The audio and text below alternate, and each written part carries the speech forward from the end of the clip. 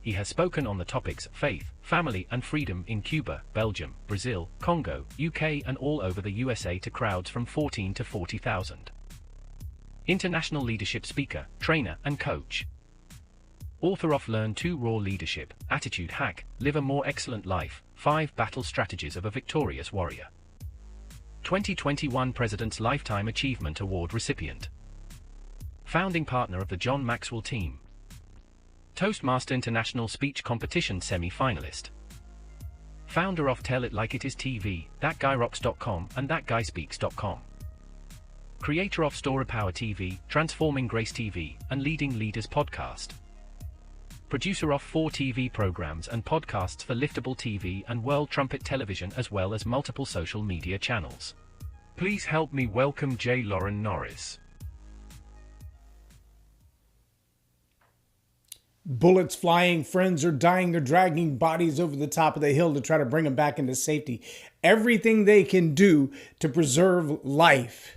It's a battlefield. It's a war. But as the storm swells for a moment and they find that they have a chance to chat while the enemy is either dead or hiding somewhere else, they gather together to realize the man in charge of this mission is a dentist. A dentist. Would you follow your dentist into battle? Yeah, that was the scene. That's from a movie, but the story is real, and we're going to talk about it today on Leading Leaders. Subscribe now for our extensive video library of leadership lessons promoting faith, family, and freedom. I'm J. Loren Norris with Leading Leaders Podcast. And maybe you remember that scene from Saving Private Ryan, where the squad has been sent for one purpose, and that is to go to the battlefront to rescue one young man.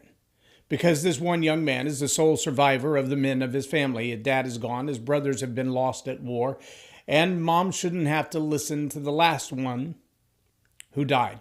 So, the Army very valiantly sends men into battle through combat zones, across bridges, across countrysides and foreign borders to rescue this one Private Ryan.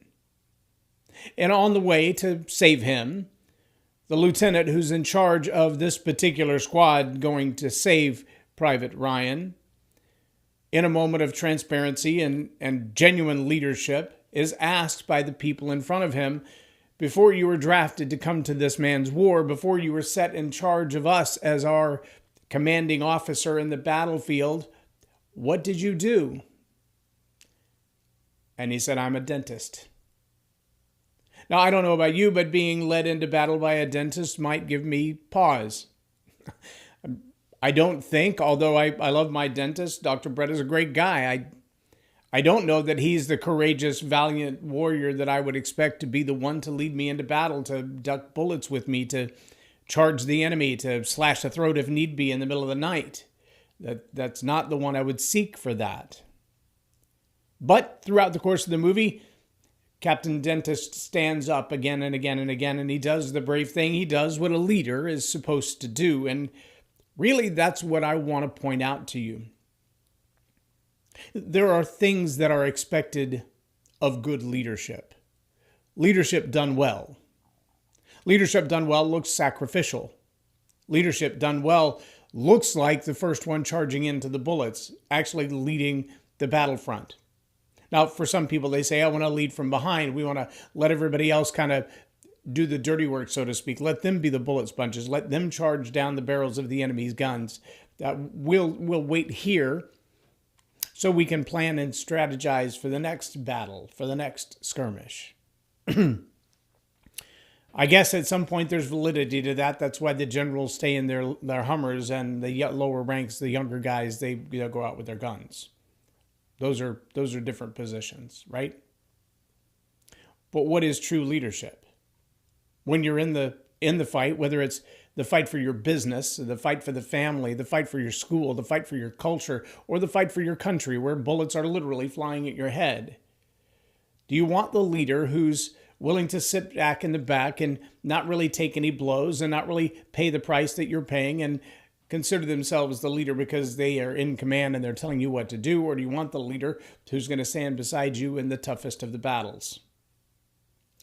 I was perusing through my Leadership by John Maxwell, and on page 62, he makes this contrast. He says, leaders who focus on perks ask questions like this: what will I receive? How will this decision affect me? How long will this take me? What will you give me to stay in the game? But leaders who focus on price ask questions like, what can I give? How will this decision affect others? How far can we go? And what must I give to stay in the game? So there's a huge contrast between the kind of leader who wants leadership because it's a perk and it comes with rewards, and they want to sit in the catbird seat. They want to receive all of the accolades. They want to be famous. They want to be wealthy. They want to be powerful. They want the new corner office. That's a different kind of a mindset of the leader than the dentist who says, I'm going to lay down my profession and pack my bags and go to a foreign war on a foreign land and cross multiple foreign borders with bullets whizzing at my head because it's the right thing to do. And who would take on an assignment to go rescue one private because the military policy is we won't let the entire line of men die in battle. Takes a different kind of leader. Takes a different kind of sacrifice. Now, in today's world, you may find that, well, there's not exactly bullets whizzing against my head right now, and then I haven't been called to go to war in Ukraine or Iraq or Afghanistan or on the southern border. That's not what I'm being asked to do. Well, you're right. Maybe they're not physical bullets whizzing at your head, but they're the bullets of social media cancellation. You could be completely removed from your platforms. You could lose all means of income. There were leaders driving big rigs all over Canada. There were leaders driving farm tractors in Amsterdam. There were leaders in Australia, in Perth, being arrested, beaten by the police, and dragged back into their homes because they didn't agree with the ideology that was being foisted on them. And they don't look like bullets when they're whizzing at your head, but they can be just as lethal to your success, just as lethal to your family. When you stand up on a battlefield, you make yourself a big, giant target. When you stand up as a leader with ideas that confront the big idea, you're going to find yourself a target, a big target. And the more you say, the bigger the target you become. Now, there are those, a few of those, who to date have not yet been targeted because of their size and their magnitude, and it's really hard to get something on them. When they thought Joe Rogan was untouchable and he changed his contract and moved from one major platform to another, and they said, well, we could deplatform him, and they had no success at it. Then they attacked him for racial comments that he made 25 years ago. They went after him unsuccessfully, but he was a target, and they tried to take him down. They successfully have taken down dozens, maybe hundreds of other voices, country music singers, news reporters, newscasters who've left the news and gone into politics. I mean, the list goes on and on and on and on and on of people who stood up for what they believe, and they paid a price for it. They may have paid a price financially, relationally, emotionally.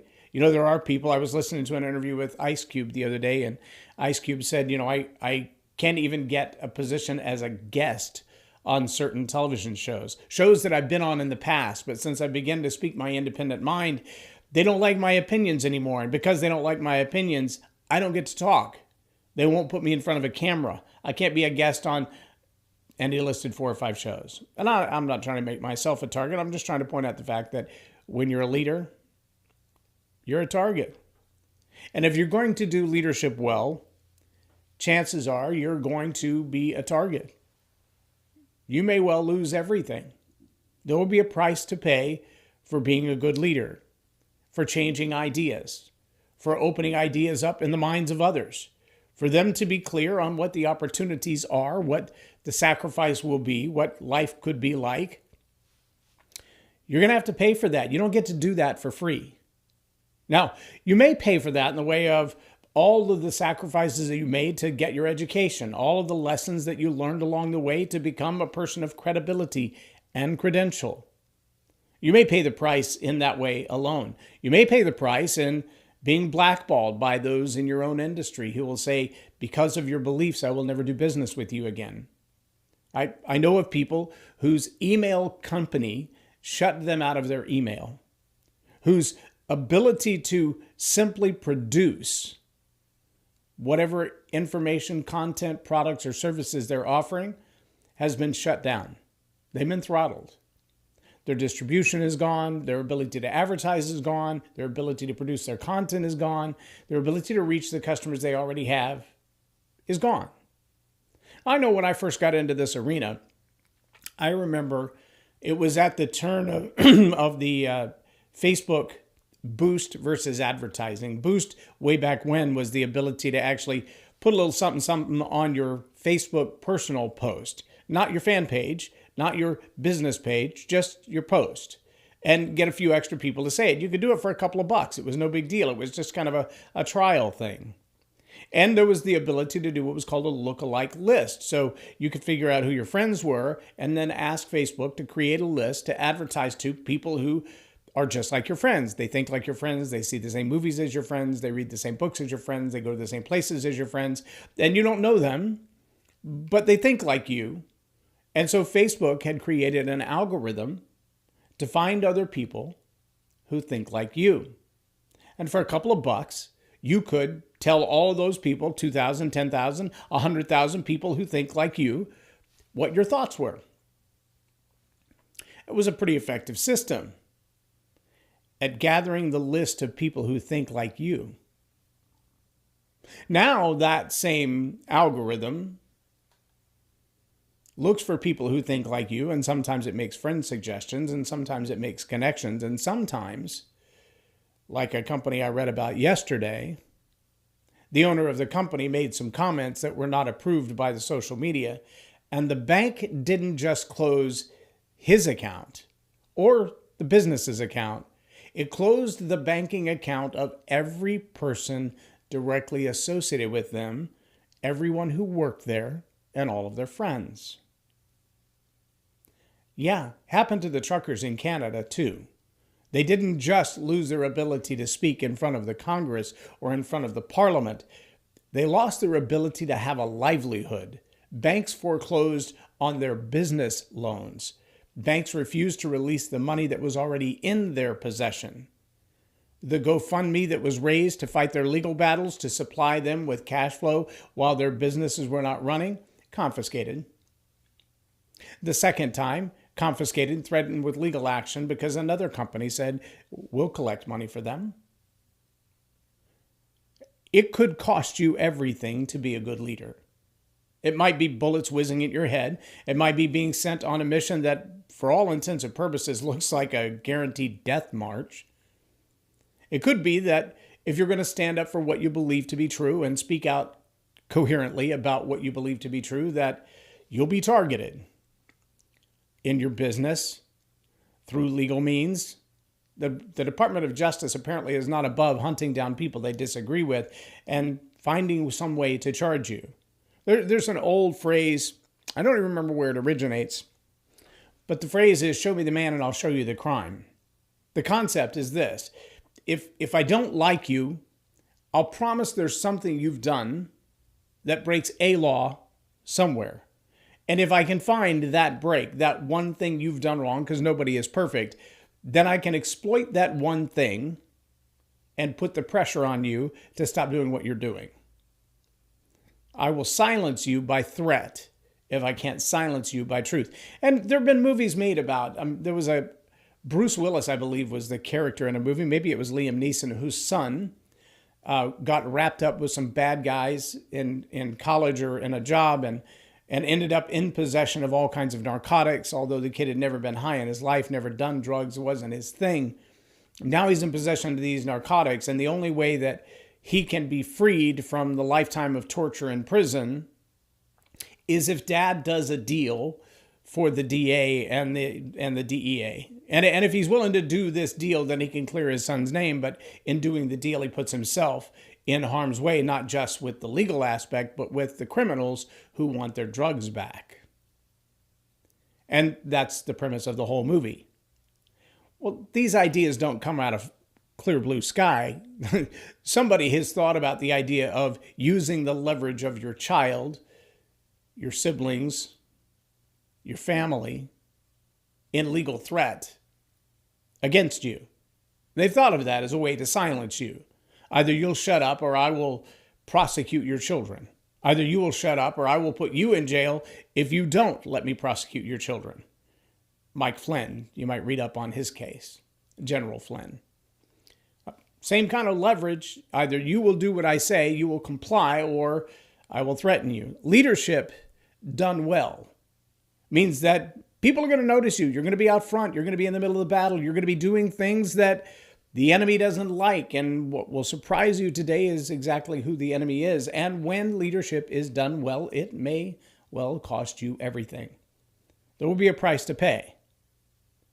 But if you've made the leader shift of price, you're not asking the questions, what will I gain from this? You're asking, what do I have to give? How far do I have to go to stand this ground?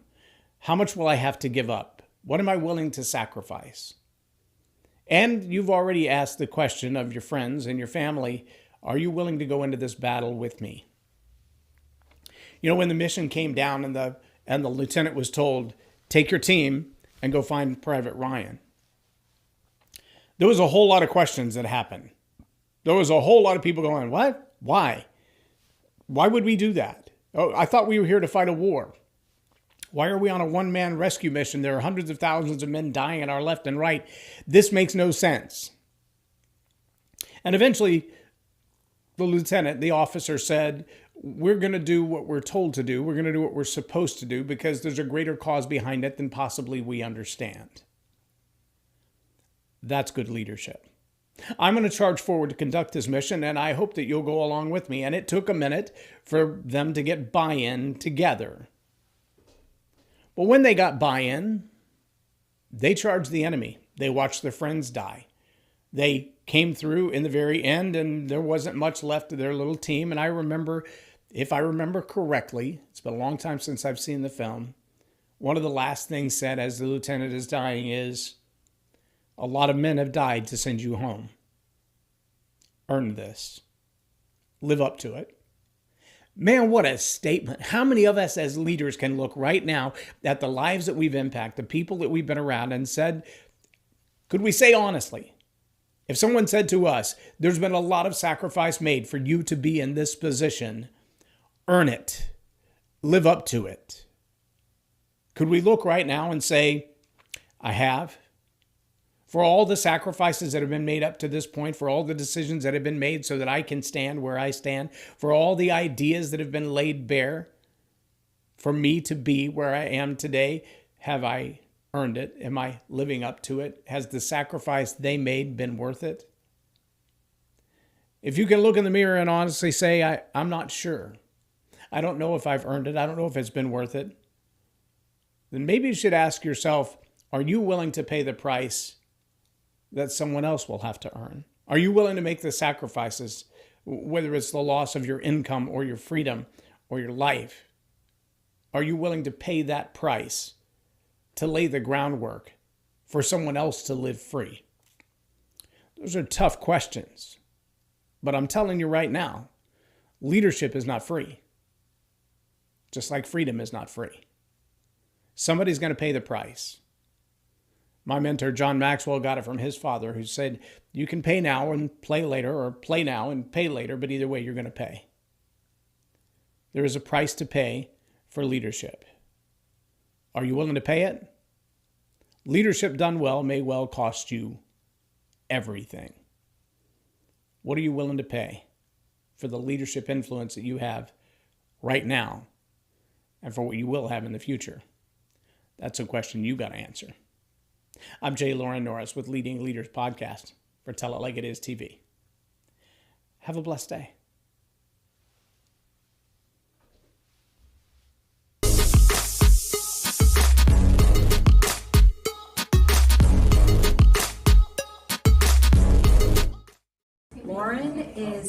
a master teacher on storytelling, and I learned so much. I'm really going to have to sit down and go back through everything, and I think I might have to have some more coffees with Loren, but it was totally worth my time, and I really highly recommend it if you're looking to grow your